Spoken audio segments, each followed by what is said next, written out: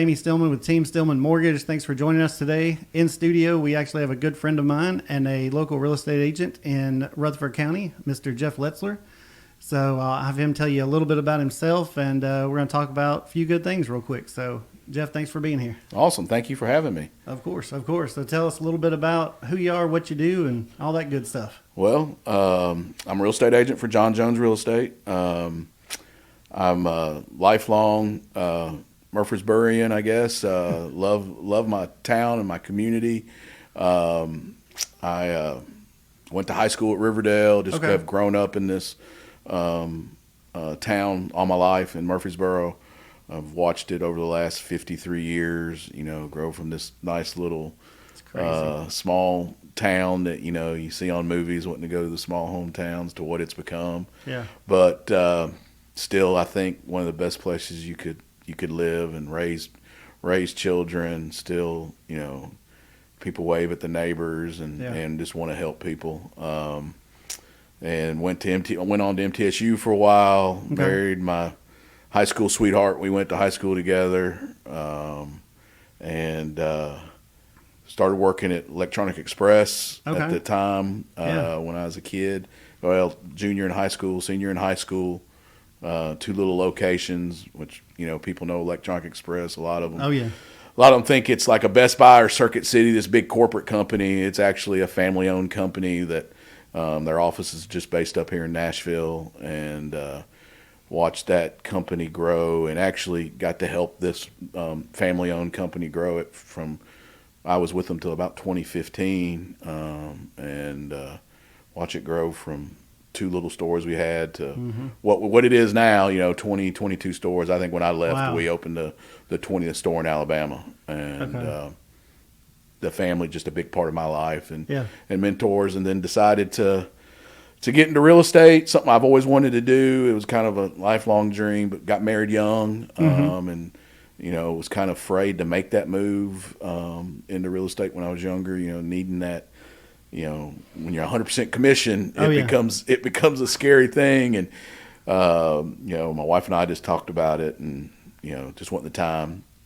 Kids got out of school, or one of them got out of school, was about into college. The other one was fixed to start college. And that's when I decided to make the move and make it with John. Went to high school with John. And he was a few years older than me, but, just knew him. He actually, a lot of the people I went to high school with there.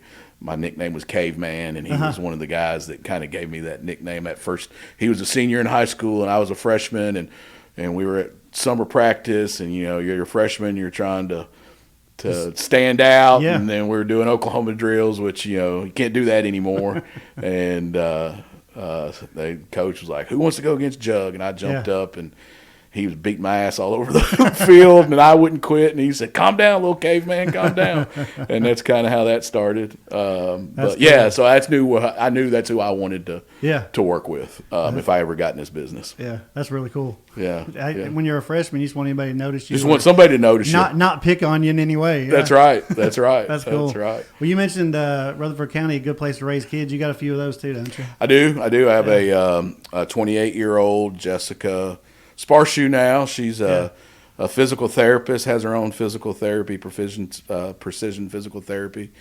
She's a doctor of physical therapy. And then my son, Josh Letzler, he's 25, and about a year and a half ago, 2 years now, decided he wanted to get into business, and he works with us at John Jones, and he works for Tommy. Good Time Tommy. I know a lot of people know who he is. Sure. Went over there to work for his side, which I wanted him to do that. I knew I could be there to help him and have his back for anything. But Tommy, I tell you, it's amazing what he does with these younger kids that, just fixing to get, and they're not kids, young men that get into, the business and kind of don't know what to do sales wise, never really been around it, man. He trains these guys. They have no fear. And Josh is so much further along than I was at his age, just with, has no fear, and has that care for people and knows how to help people. But a lot of it came from Tommy.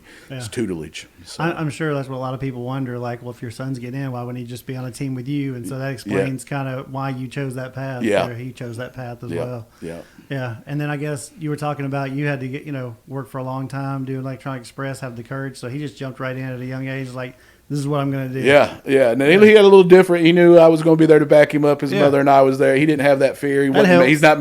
Hopefully he's close to. He's got a long time girlfriend, so hopefully I think they may be getting close to at least move into that engagement portion. I hope. Yeah. But he doesn't have the responsibility, which is great. We always want to be there to have our kids not not that I struggled at all, but I just.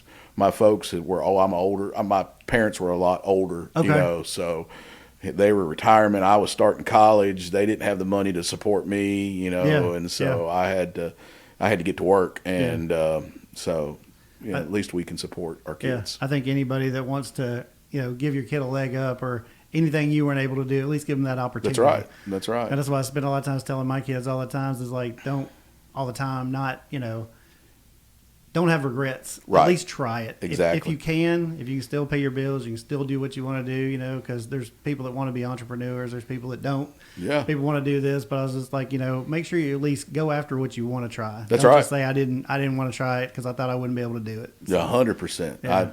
I know, like when my wife and I got married, we bought our first house.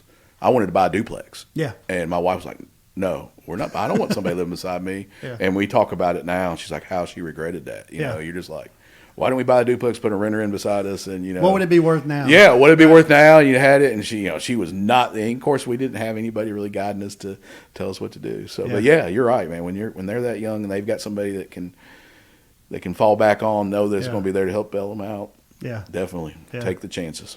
So, after being in real estate for a few years now, what's your favorite part about being a real estate agent? I tell you, man, it's just the building that relationship with people. Yeah. And I'm a people person. I love people. I say I'm a giver. My heart is I want to give people. I want to give to them, and I just want to help them make that next move in their life. I love first time home buyers, but I also love people that are moving down in life. They're retiring and just advising them and helping them with that. I love it. It's fun. It's the best part of it. Yeah. And it's especially you see them 2 or 3. How you like your house? Oh, we love it. We're so happy you helped us through it. And it's just so many people that it's just it's the biggest purchase they're going to make, and they're scared what they're going to do or how to do it, and just to kind of just be that calming voice. Yeah. And that's what's so cool about being local. I know everything in the world's so driven online, and everybody's doing all kinds of stuff, but when I get to work with people that are around here, people that I run into at an event, at a sporting event, or run into the grocery store, and you get to ask them if they like the house, how are things going? That's right. That's like the coolest part that I don't think, no matter how much technology we get, that can't go away because it's different when you get to meet the people. Like, it is. I had a closing earlier today, and they had like a 6-month-old there. And it was just, new, young couple, got a baby, first house. Like, it's just so cool when they decide to either, move on, make that one a rental, or upgrade or whatever, and the kid's probably going to be 5 years old by then or something. And just, it's just I've done that now that I've done this for a while. Seen families grow, and it's kind of like, man, it's wild. I mean, I've done mortgages for kids that I coached when they were kids in baseball. Yeah, which one makes me feel old. It does, but 2, it's really really cool. Yeah, it is. That's also awesome. Yeah, and it's to you to advise them. Like, look, they're going to move their next house. You really ought to see if you could keep that house and rent it, because all of a sudden it becomes college tuition when that kid, that, and college is so expensive, and just to be able to advise people like that is just, it's wonderful. It's a lot of fun. Yeah. On the flip side, what would you say is the biggest struggle of being a real estate agent? Well, of course, right now, rates, in 2020, and those lenders always saying, no, we can get them to a $200,000 house. Well, where can I find a $200,000 house? Yeah. But rates are a challenge. But at least they are starting to come down. Sure. But we have so many people that were kind of in that home buying stage when rates were just unattainable, or not unattainable, were so low they couldn't sustain that. Sure. And it spoiled people.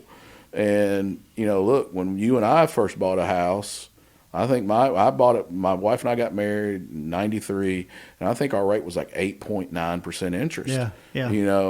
A 2.5% interest rate is just you Unreal. can't sustain it. It can't run the economy off of it. And like a 7% or a 7% was always traditionally a great rate. And for sure.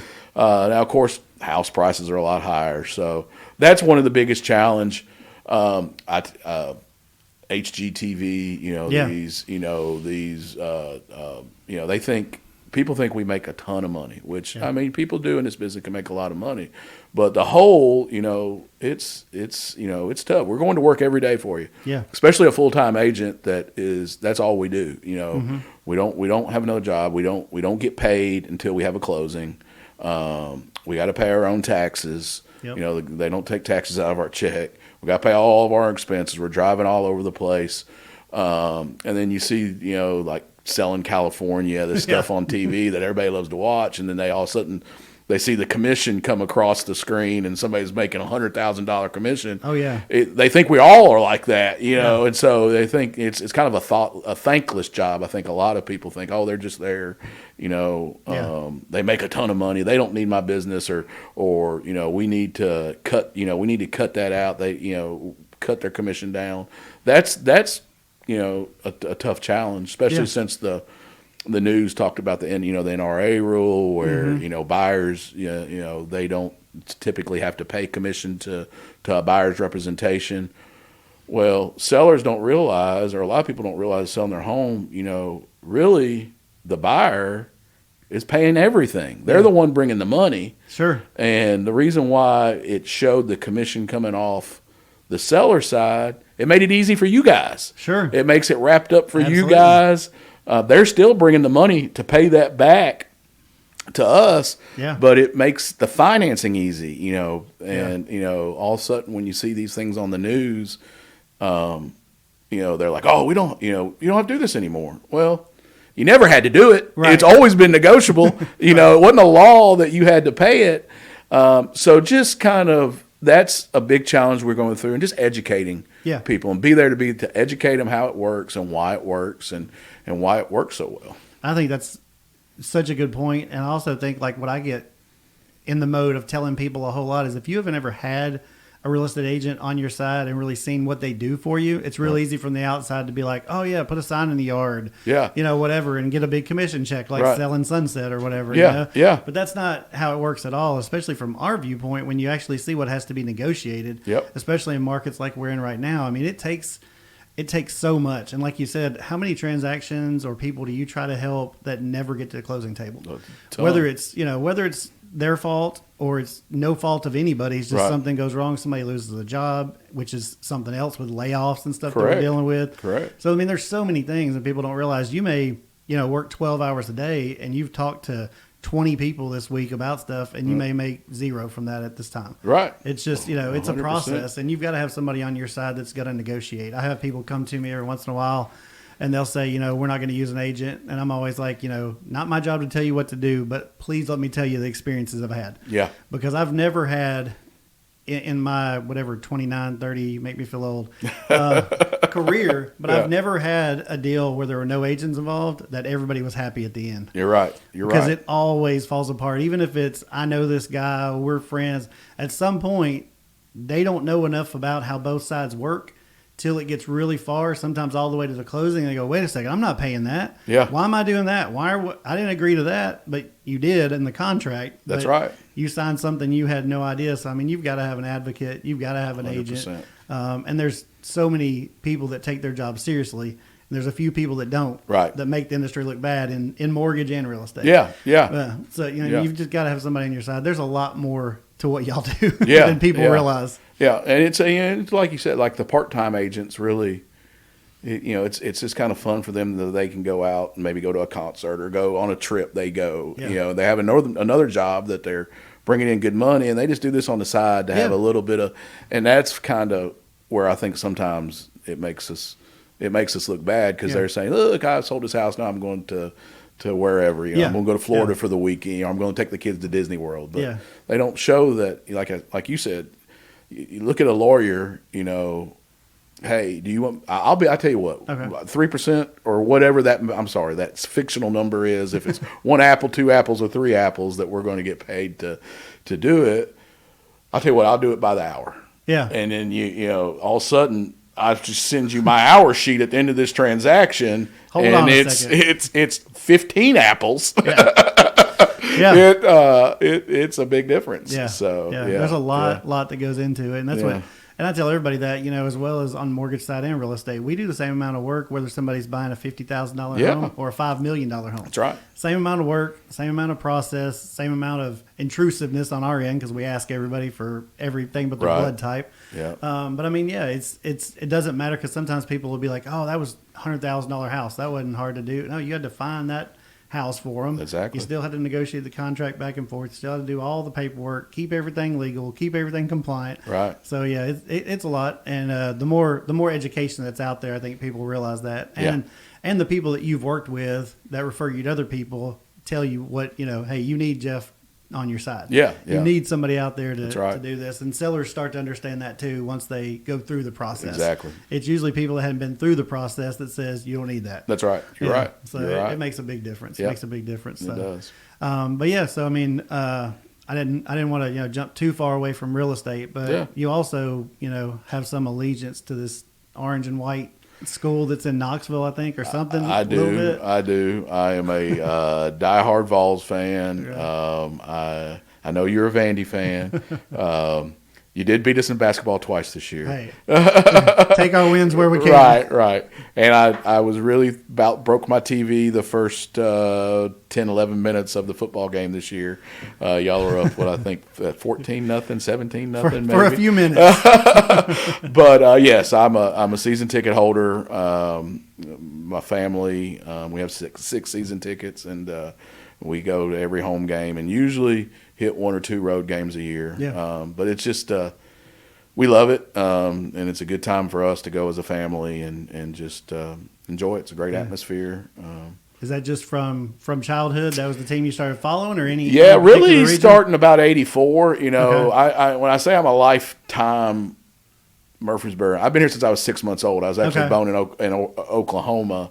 So when I was a little kid, my dad kind of liked Oklahoma, and my dad's actually from Ohio. He's an Ohio State fan, but I knew I was born in Oklahoma. Maybe I ought to be an Oklahoma fan, but starting about '84, when you're old enough to kind of realize what's going on and watching it. And I remember sitting watching that when we beat Miami. In that Orange Bowl game. It just from then on, I've been diehard all my life. That's cool.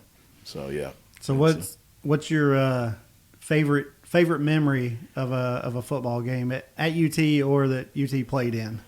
So really 2 of them, and it's been more recent as far as my couple. So we were at the when we beat Florida the year we won national championship and stormed the field as a young man.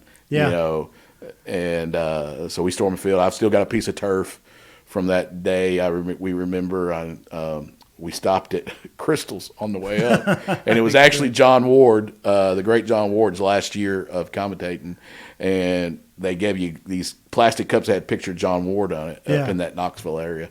And so I still to this day have the turf from the field that I have in a cup.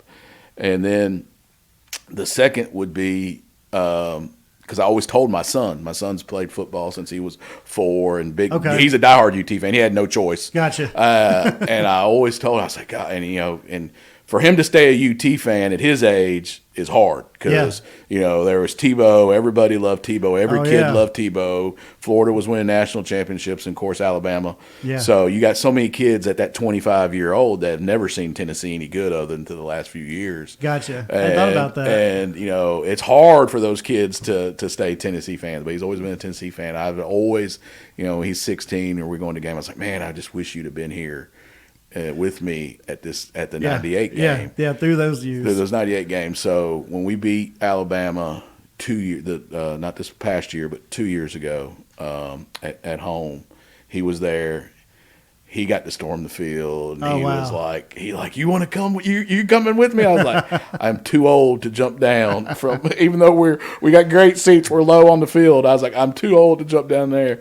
But he stormed the field and actually got his Jalen Hyatt was on. He got his picture, the video of him, and a selfie with him and Jalen Hyatt, and him with a cigar in his mouth, and we got to smoke a cigar together. That's the greatest football memory with my son. That's other than when he played something, but just it was so great for him to experience that, and I'm so glad he got to experience it. I bet. So yeah.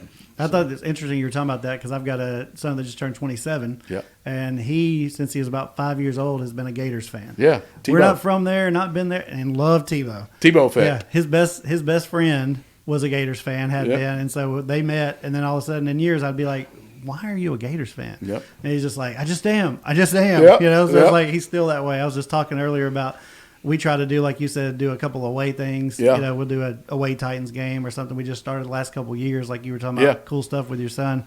And that's what he wants to do this year. He's like, I don't even care who they play. We can play, Southwest Louisiana Tech. I just want to go to a Gators game at the Swamp. Yeah, so, he needs to. It's an amazing place. So I think that's what we're going to probably do. And that's awesome. I still never have drugged myself to kneeling, and everybody's like, I can't believe you haven't seen a game. Well, we play Vandy at home this year, so we'll make sure that you and your son come to kneeling this year. I might take you up on that. Yeah, we're going to do it. Yeah. We're going to do it. Yeah. We're going to do it. I got high hopes for Diego for 1 year. I think he's we'll see. He's good. He's good. He likes to talk. He does like to talk. He needs to. He's got to prove himself now that he fought the NCAA for that extra year of eligibility. I've heard there are a couple other people trying to do that now. There are. Yeah. There are. He's the one that led the charge on it. It's interesting. So, Now, do y'all get out to any other basketball, baseball, anything? We'll go to a basketball game or baseball game once a year. I tell you, when you're at every home game, it just by the time football season's over,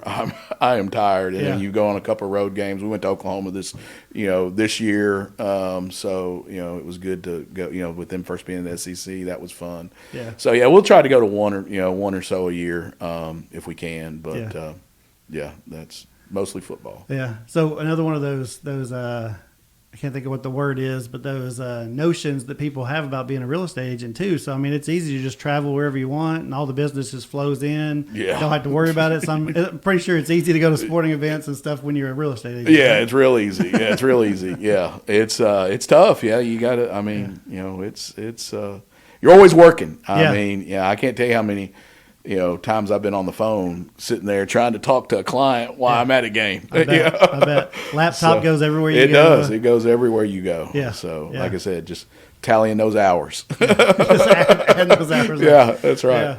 So you mostly work in Murfreesboro and surrounding, right? Do you go pretty far out? I'll handle anywhere in Middle Tennessee. I'm not going to Knoxville. I'm looking for a place in Knoxville. I'd like to buy a place up there. But it pretty much is Middle Tennessee, and kind of those 4 or 5 counties around here. But most of my time is in Murfreesboro. I also represent a builder in Murfreesboro, W.R. Thompson, hometown builder. Again, he's a local guy. He's built over 3,000 homes. Wow, that's phenomenal. Develops also. Just a great local builder. We represent him out at Thompson Downs right now. Very cool. So that keeps me pretty busy too. I bet. Yeah. So with Middle Tennessee, I know you talked a little bit about rates. Yeah. But where do you see that market going when people are like, oh, the prices are going to, I'm waiting for prices to come down. Right. All that kind of stuff. So what do you see kind of the forecast for the Middle Tennessee market as far as home prices, movement, that kind of stuff? Well, I think home prices, unfortunately, are going to continue to go up. Yeah. I do think, as a Rutherford County goes, we're still severely underbuilt, and there's so much pent-up demand.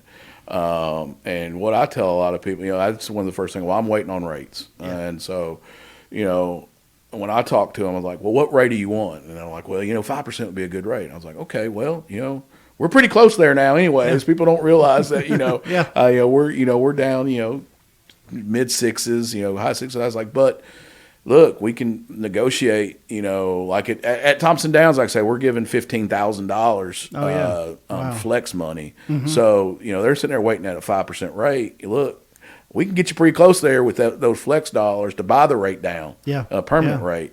And, if it's with the demand that's out there and people waiting, once rate does start coming down towards a long-term rate, all of a sudden, I'm afraid we're going to see like it was in 2020, 2021, where, you're going to go put an offer on a house, and there's going to be 4 or 5 more offers on it, and they're going to take the price up higher, and you can't buy it. Yeah, especially in a market where we're underbuilt. We're underbuilt, exactly. So once demand goes up, there's not enough houses for all the people who want to buy them. Right. And it's going to create some severe demand. Exactly. So if the rate's a little high for you now, but you can manage an extra $150 or something, it's going to come down. Then you just refinance, and you'll be in that rate you want. But you've bought your house right, and you're not paying over. I mean, I had some clients in 2021, 2022, pay $100,000 over asking price. Yeah. And, if something had happened to their job that next year,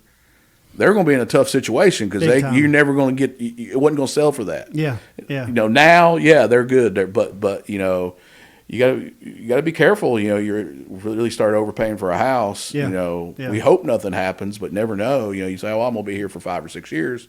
Well, you're fine, but what happens if something happens? Then something does happen. Yeah, and that's what I try to tell people too. Is I do talk to them about rates should go down because everything is cyclical, and over time we see rates, do that. And you look at all the studies and everything, it should. We don't know the exact timing, no crystal ball. Right. But definitely, if you can get into a house today and you're comfortable with the payment, and that's what I tell people. I don't tell people, buy whatever, date the rate. Right. I don't tell people that because you got to be comfortable with the payment you got now. Yes. So if you can be comfortable in that payment and be an owner instead of renting, do that. Yes. Because over time, properties values are going to go up. You're going to have an opportunity to get a better deal on your rate at some time. Right. But getting in that, getting in the pool is bigger because everybody says, when's the best time to buy a home? Yesterday. Yeah, that's right. That's right. Because that's right. it is. It's the one thing that's, besides maybe the stock market and S&P stocks, right. Something that's just consistent over time. Yeah. If you get it and hold it, real estate, you take care of it, it's going to go up in value. Yeah. Generally 3% a year. You're going to have bad years. We just built a house a couple of years ago, but the house I bought prior, we were in for 19 years, and I remember I think we bought it in 2003. And I think we had like a 7 or 8% then. Yeah. And then 2006, 2007, you started seeing the rates fall, and I was like, hey, we need to refinance. Yeah. Well, all of a sudden, I think we paid $297,000 for this house then. I went to go refinance. Well, my house was worth $255,000 then. Right. So you're going to have little time spots in time. But when I sold last year, all of a sudden my house sold for $560,000. I paid $200. So over that 19-year period, I don't know what they just talk in my head, but what kind of equity is that? So the history since they've been tracking it. 3% a year is about what you're going to make, and you can't do. I mean, where else can you do that? No, other like you nowhere. said, S&P, maybe. It's that consistency. That's what right. I talked to my wife about because when we first started putting away a little bit of money. Yeah. For retirement, and it's like you can't look at it every day. No. It's the same way with real estate. You just want to get in the game. That's right. And then don't look at the value of your home every other day. That's right. Every other month. That's right. You're going to have those times where you're like, oh, man, I can't believe it's not worth this. And other times where you go, I can't believe somebody paid this much for my house. You're right. So it's getting in the game, not, like that young couple I was talking about today. Yep. They've been renting. Now they've got a kid. Yep. Now they're going to start building equity. And it's crazy. When we had a boost like we had, which, that boost was probably more than the norm. Yeah. It was artificial. Yeah. But even that little bit that you get every year, there's so much you can do with it later. Yeah. I mean, like you were talking about college savings. I mean, what people have been able to use equity for through this time, not only either make it a rental, cash out equity and move into the new home. Yep. And it gives you opportunities to move up because you may not make, your raises over time may not be as much as you want. Right. But if you're building equity, you can pull that money out, dump it on a higher priced house. Now you're in that higher priced house. but your payment hadn't gone up Exactly. that much. Exactly. So there's so much just the power of equity. And I heard somebody posted the other day, I was talking about, every time you make a mortgage payment, you're basically making a deposit into a savings account. That's what you're 100% right. Because that's what it is. Yep. And some people don't think about it that way, but no matter what, you're building that equity. That's right. Every time you make a payment. So That's it right. might feel like, oh man, this payment. Yep. But it's not going to rent. Yeah, that's it. Well, and that's the thing about, you have somebody, that's renting, and you're talking to them, what's holding you off? Well, I just want that rate to drop a little bit. Mm-hmm. And then you ask them, well, what rate are you in? And they're like, well, I pay rent. Yeah. I was like, buddy, you're paying 100% interest. Absolutely. 100% interest. Yeah. Yep. So. And you're paying somebody else's mortgage. Yeah, that's right. Yeah. That's right. So, it's if you really look at it that way, you're like, wow, you're right. You know. Yeah. So. Man, I appreciate all the info for sure. One last question, just for fun, just ask a lot of people. Yeah. So, tell me what your favorite movie is of all time and why. It's always a good question to get some insight on That people. is a tough one. Or maybe one of them then. I'm a movie buff. Oh, okay. So I've got, I'm a huge Star Wars nut. Oh, are you? Okay. So, but I'm a huge Godfather guy too. So I would have to say if my Star Wars is probably my favorite movie, or definitely favorite franchise. I've always, again, it's a story. It brings me back to my dad. I live here in Tennessee. My dad's from Ohio. All my uncles and all that live in Akron, Ohio. And I remember we're going up to see my uncle, and him and my dad took me to go see Star Wars. I can still remember walking in the aisle. We were a few minutes late, we're not before, and I don't know how many previews they did back in those days. Right. In 77, how many previews did they do before the movie? But we're walking in, I can just see as we're walking for our, find a place to sit, that trailer, Star Wars, the crawl. I know exactly, yeah. The crawl coming down. And I just remember being between my dad and my uncle, and that opening scene, that ship's coming, and Darth Vader's coming out with Princess Leia. Man, I can see it. I can close my eyes and see it, and just being glued to it. What am I watching? Yeah. So that's probably it, and it ties back to those memories of being with your dad. And that's really cool. I had an older dad. Everybody thought he was my grandfather. My dad was 48 when I was born. Okay. So when I'm in 77, I guess I was 5 or 6, whatever how old I was. They're like, oh, it's not. You're out with your grandfather today. So, that's great. But I just that's a good memory. Yeah, that's really cool. Yeah. Cool. Well, before we get out of here, real quick, if anybody wants to reach out to you for real estate or anything they might need, what's the best way to get a hold of you? Myself, you can call me on my cell phone, 615-480-6348, or Jeff at John C. Jones, C with a cat, like a cat, johncjones.com. Awesome. Thank you for coming out. I really appreciate it. Hey, thank you for doing this. I loved it. Absolutely. Some great conversation. Yeah. So, guys, reach out to Jeff if you need anything. He is a great real estate agent and a great guy. We always have a lot of fun when we get together, so I know you'll have a good time shopping for a home or selling a home, whatever you need to do. So reach out anytime. He's a great person and a great resource. Thanks so much, and we'll see you next time.